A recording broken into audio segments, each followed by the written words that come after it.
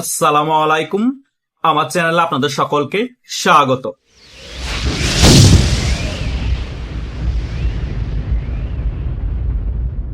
বিশ্ব রাজনীতিতে আওয়ামী লীগ অনেক আগে থেকে কূটনীতিক তৎপরতা চালিয়ে যাচ্ছিল। সেই বিষয় নিয়ে আমি অনেকগুলো ভিডিওতে আলোচনা করেছি। অবশেষে 2 বছর পরে হলো সেগুলো প্রতিফলন ঘটতে শুরু করে দিয়েছে। বিশ্বের যতগুলো পরাশক্তির দেশ আছে, আওয়ামী লীগের সাথে ভালো কূটনৈতিক সম্পর্ক ছিল আওয়ামী লীগ যখন ক্ষমতায় ছিল, তারা সকলেই এখন আওয়ামী লীগের পাশে এসে দাঁড়াচ্ছে এবং শেখ হাসিনার পাশে এসে দাঁড়াচ্ছে। তারা কোনোভাবেই পছন্দ করছে না বাংলাদেশের বর্তমান সরকার যে একেবারে আমেরিকাপন্থী হয়ে গিয়েছে এবং বাংলাদেশকে আমেরিকা সম্পূর্ণরূপে নিয়ন্ত্রণ করার চেষ্টা করছে।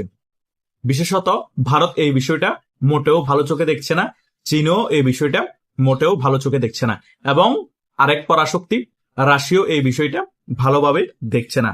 সো শেখ হাসিনার ব্যাপারে এবং বাংলাদেশ আওয়ামী লীগের ব্যাপারে রাশিয়া, চীন এবং ভারত একেবারে একই সুতোয় গেঁথে গিয়েছে এবং বাংলাদেশের মধ্যে আবার বাংলাদেশ আওয়ামী লীগ এর রাজনীতি ফিরিয়ে আনার জন্য এবং শেখ হাসিনাকে বাংলাদেশে ফিরিয়ে আনার জন্য যত তৎপরতা শুরু করা, সকল তৎপরতা অলরেডি এই 3টা দেশ শুরু করে দিয়েছে। সেই কারণেই আমি ভিডিওর থাম্বনেলের মধ্যে উল্লেখ করেছি বিশ্ব রাজনীতিতে শেখ হাসিনার বিজয়। এটা হওয়ারই কথা ছিল, কারণ সাউথ ব্লকের মধ্যে বাংলাদেশ হচ্ছে একটি গুরুত্বপূর্ণ দেশ। বাংলাদেশ যদি আমেরিকা সম্পূর্ণরূপে নিয়ন্ত্রণ করে ফেলে তাহলে কিন্তু ভারতের জন্য অনেক হুমকি আছে এবং চীনের জন্য হুমকি আছে। সাউথ ব্লকে আমেরিকার আধিপত্য বাড়া মানে ভারত এবং চীনের আধিপত্য একেবারে কমে যাওয়া এবং এই সাউথ ব্লকের মধ্যে জঙ্গিদের আস্ফালন বেড়ে যাওয়া।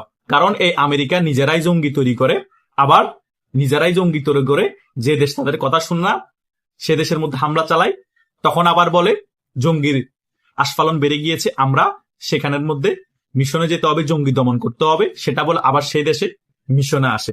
মানে ডাবল স্ট্যান্ডার্ড খেলে আমেরিকা। চোরকে বলে চুরি করো, গৃহস্থকে বলে সজাগ থাকো। পৃথিবীর বিভিন্ন দেশে অনেক বড় বড় জঙ্গি সংগঠনের নাম উল্লেখ করেছিল আমেরিকা এক সময়। সে সকল জঙ্গি সংগঠনের কোনো অস্তিত্ব আছে?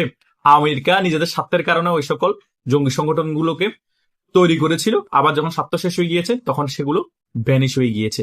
এই সকল বিষয়গুলো কিন্তু ভারত এবং চীন মাথায় রেখেই এখন কার্যক্রম বিতর্কতভাবে পরিচালনা করছে। রাশিয়া কিন্তু সম্পূর্ণরূপে বাংলাদেশ আওয়ামী লীগের রাজনীতি ফিরিয়ে আনার জন্য বাংলাদেশে সম্পূর্ণভাবে সমর্থন দিচ্ছে। এই 3 বলয় যদি আওয়ামী লীগ এবং শেখ হাসিনার ব্যাপারে 100% একমত হয়ে যায়, এই বিএনপি সরকার টেনে টুনে হয়তোবা 5টা বছর ক্ষমতায় থাকলো, পরবর্তী নির্বাচনে 100% আওয়ামী লীগ ক্ষমতায় চলে আসবে। শেখ হাসিনা সেই কারণে কনফিডেন্স দিয়ে বলছে যে আরেকটি নির্বাচন হবে আগামীতে, সেই নির্বাচনে আওয়ামী লীগ ক্ষমতায় আসবে এবং আমি 6 মাসের মধ্যে বাংলাদেশে ফিরে আসছি। শেখ হাসিনার কাছে এত কনফিডেন্সের উৎস হচ্ছে এই ব্যাপারগুলো, কারণ বাংলাদেশের মানুষও কোনোভাবেই দেশ বিরোধী যে চুক্তি হয়েছে আমেরিকার সাথে সেটা কোনোভাবে সমর্থন করছে না এবং সেই বিষয়টাকে কোনোভাবে বাংলাদেশের মানুষ সমর্থন কখনোই করবে না। এবং বিএনপির মধ্যে এই বিষয়টা নিয়ে দ্বিধাদ্বন্দ্ব চলছে। জামাতও এখন দায়সারা কথাবার্তা বলছে, তারা বলছে ডক্টর ইউনূস যখন এই চুক্তি আমেরিকার সাথে করে তখন আমরা মৌন সমর্থন দিই নেই, কারণ জামাতও এখন সেফ সাইডে চলে যাওয়ার চেষ্টা করছে। কারণ সম্পূর্ণ দায়ভার বিএনপির কাঁধে এসে পড়েছে। বিএনপি যদি এই চুক্তি বাতিল না করে বাংলাদেশের জনগণ বাধ্য হবে রাজপথে নামতে এবং বিএনপি সরকারের পতন করতে, কারণ বিএনপি দেশ ঠিকভাবে পরিচালনা করতে পারছে না। হামের টিকা না পেয়ে এতগুলো যে বাচ্চা শিশু মারা গিয়েছে, যারা এর জন্য দায় তাদেরকে বিচারের আওতায় আনছে না। দেশের বাজারের মধ্যে গেলে দ্রব্যমূল্যের দাম বৃদ্ধি, কারেন্ট থাকে না, জ্বালানি তেলের দাম বৃদ্ধি, স্বাস্থ্য খাতের অবস্থা খারাপ, সকল সেক্টর ধ্বংস হয়ে যাচ্ছে। সেদিকে কোনো খেয়াল নাই, এদিকে বাংলাদেশটাকে আমেরিকার হাতে তুলে দিচ্ছে এবং সেই চুক্তিও বাতিল করছে না জনগণ। এই চুক্তির বিরোধিতা করার পরেও এবং বাংলাদেশের যত রাজনৈতিক দল আছে সকলে এই চুক্তির বিরোধিতা করছে এবং বিএনপির মধ্যে অনেক রাজনৈতিক ব্যক্তি আছে তারাও এই চুক্তির বিরোধিতা করার পরেও গুটি কয়েক মানুষের সুবিধার জন্য, গুটি কয়েক মানুষ ক্ষমতায় থাকার জন্য আমেরিকার সাথে এই চুক্তি অব্যাহত রাখবে। সেটা কিন্তু এই প্রধানমন্ত্রী তারেক জিয়ার তথ্য উপদেষ্টা জায়েদুর রহমানও ক্লিয়ার করেছে। আমেরিকা যদি মাইন্ড করে এই চুক্তি বাতিল করলে, আরে ভাই আমাদের দেশ বিক্রি করে কি আমরা আমেরিকাকে খুশি করব? আমেরিকা মাইন্ড করলো কি না করলো কি, আমরা দেশের মানুষের জন্য রাজনীতি করি, আমরা বাংলাদেশের মানুষের কথা আগে চিন্তা করতে হবে। আমরা যদি এই চুক্তি বাতিল না করি, এই চুক্তি বহাল থাকে, তাহলে 100 থেকে 200 বছরের গোলামির ফান্দে পড়ে যাবে বাংলাদেশ, কোনোভাবেই এখান থেকে বাহির হতে পারবে না। এটা কিন্তু ভয়ঙ্কর একটা চুক্তি। সম্পূর্ণরূপে বাংলাদেশ আমেরিকার কোলে চলে যাবে।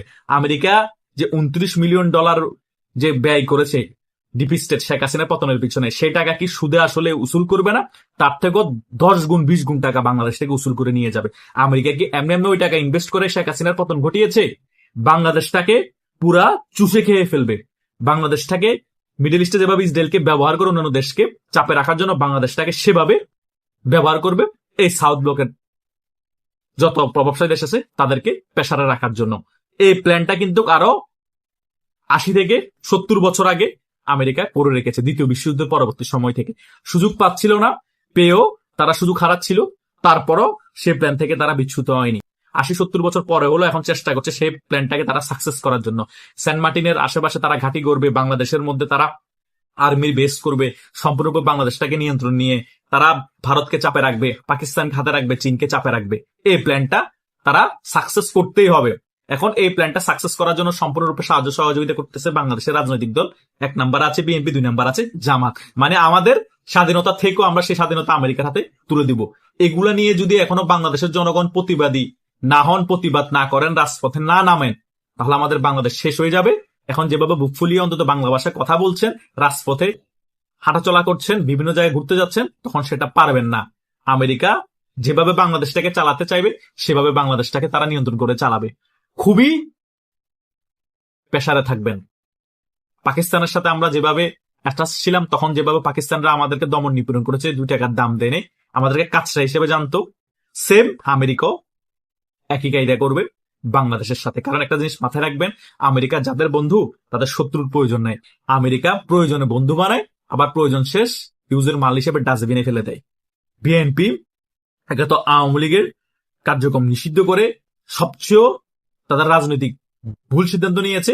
দ্বিতীয় ভুল সিদ্ধান্ত হচ্ছে আমেরিকার সাথে যে দেশ বিরোধী চুক্তি আছে সেটা এখনো বাতিল না করে ক্ষমতার কারণে নিজের দেশের মানুষকে বিপদে ফেলে দিচ্ছে, নিজের দেশকে বিপদে ফেলে দিচ্ছে। যারা এখন ক্ষমতার লোভ করছে তারা বুড়ো হয়ে গেছে, এক পা এখন কবরে, যে কোনো মুহূর্তে মারা যেতে পারে। কিন্তু বাংলাদেশের মানুষকে এবং তাদের রাজনৈতিক দলকে এমন জায়গায় বিপদের দিকে ঠেলে দিয়েছে, এই বিপদ থেকে তারা উত্তরণ হতে পারবে না। তারা যদি ক্ষমতাচ্যুত হয়ও, ক্ষমতায় থাকেও, বিশাল বড় বিপদে পড়বে এই বিএনপি রাজনৈতিক দলটা।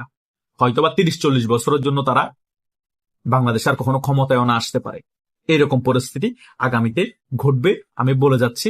লিখে রাখেন আপনারা, এই ভিডিওটা তো থেকে যাবে আমি মরে গেল, বাস্তবতা মিলিয়ে নিয়েন।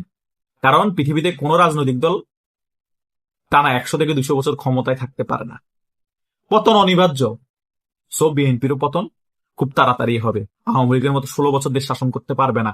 বিএনপি সাংগঠনিকভাবে আওয়ামী লীগের মতো এত শক্ত না। বুঝতে পেরেছেন? খুব তাড়াতাড়ি অচিরেই বিএনপির পতন হবে। বাংলাদেশের মানুষই বিএনপির পতন করবে, আওয়ামী লীগ পতন করা লাগবে না। Just wait and see. আশা করছি এই ভিডিওর আলোচনায় আপনারা সকল বিষয় ক্লিয়ারলি বুঝতে পেরেছেন। তবুও যদি কোনো কনফিউশন থাকে, আপনারা এই ভিডিওর কমেন্ট বক্স আছে, সেখানে কমেন্ট করে আমাকে জানাতে পারেন, বা আমার হোয়াটসঅ্যাপ বা ফেসবুকের মেসেঞ্জারে নক করতে পারেন। যে কোনো প্রশ্ন করতে পারবেন, আমি আপনাদেরকে সেখানে উত্তর দেওয়ার চেষ্টা করব। ধন্যবাদ সকলকে।